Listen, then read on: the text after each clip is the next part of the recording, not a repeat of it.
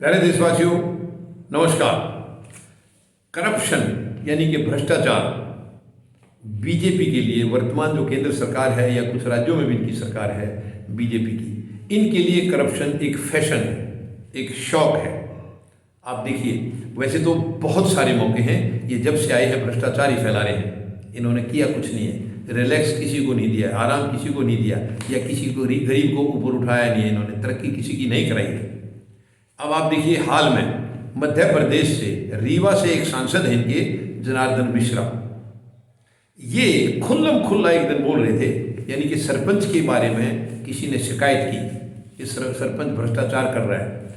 उन्होंने खुल्लम खुल्ला सलाह दी है कि सरपंच अगर 15 लाख तक भ्रष्टाचार कर रहा है तो उसकी कोई शिकायत नहीं आनी चाहिए, उसकी शिकायत आप ना करें। ये एडवाइस किया लोगों को कि 15 लाख तक का भ्रष्टाचार जायज़ है, उसकी शिकायत ना करें। हाँ, 15 लाख से ज़्यादा है तो आप उसके बारे में हमें ज़रूर बताएं, हम इसका एक्शन लेंगे, हम कार्रवाई करेंगे।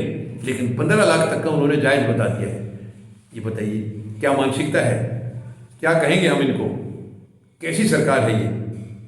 15 लाख के भ्रष्टाचार को जायज़ बता, और उसके साथ लॉजिक भी दिया उन्होंने। लॉजिक दिया है, लॉजिक ये दिया है कि 7 लाख तो उसका चुनाव में खर्च हो जाता है, यानी सरपंच का जो चुनाव लड़ रहा है उसके चुनाव में 7 लाख खर्च होगा तब वो चुना जाता है।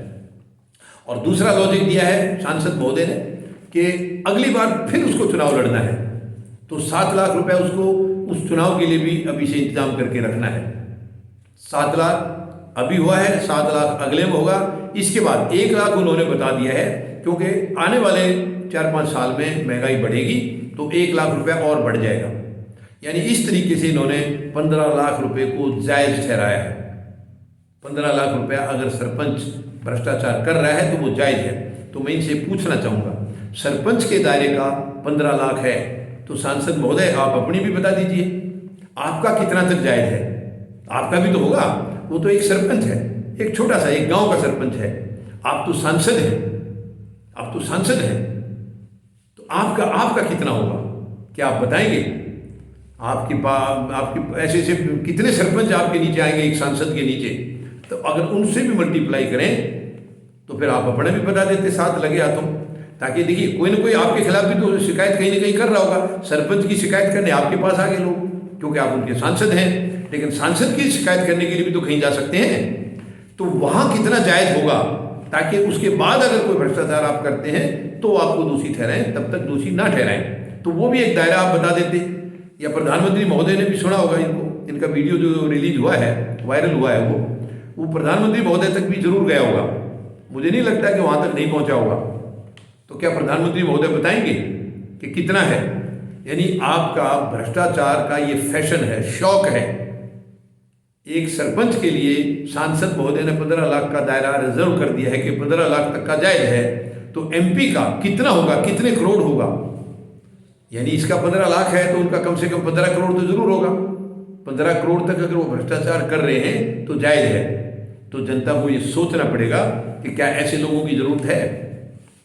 यानी 15 रुपये आप किसी गरीब के खाते में नहीं डाल सकते, 15 रुपये किसी गरीब को कोई बेनिफिट नहीं दे सकते हैं। लेकिन 15 लाख सरपंच का आपने जायज़ बता दिया, आपने मजबूरी में बताया, क्योंकि सरपंच खाएगा तभी तो आप खाएंगे। आप उसके ऊपर एक्शन लेंगे तो आप कैसे खाएंगे? तो आपने उसका 15 लाख जायज़ किया है तो आपका 15 करोड़ तो कम से कम हो ही जाएगा। कितनी शर्म की बात है। क्या प्रधानमंत्री महोदय संज्ञान लेंगे इन बातों का?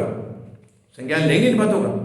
प्रधानमंत्री महोदय, आपके शासनकाल में 7.5 साल में कितना भ्रष्टाचार हुआ है, शायद आप उसको देख ही नहीं पा रहे हैं। रफाल का सौदा सबसे बड़ा भयंकर सौदा है इस देश का, सबसे ज़्यादा बड़ा भ्रष्टाचार, सबसे बड़ा घपला, सबसे बड़ा घोटाला है। लेकिन कभी आपने जनता के सामने उसको नहीं आने दिया, क्योंकि आप तानाशाही से काम चला रहे हैं। तानाशाही से पुलिस आपकी मुट्ठी में है, सीबीआई, ईडी सब आपकी मुट्ठी में है।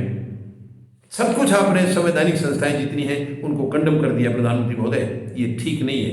आप देश को खोखला कर रहे हैं, आप देश को कमज़ोर कर रहे हैं। मेहरबानी करके मत करिए। इस देश का इतिहास बहुत पुराना है, ये सबसे बड़ा लोकतांत्रिक देश रहा है।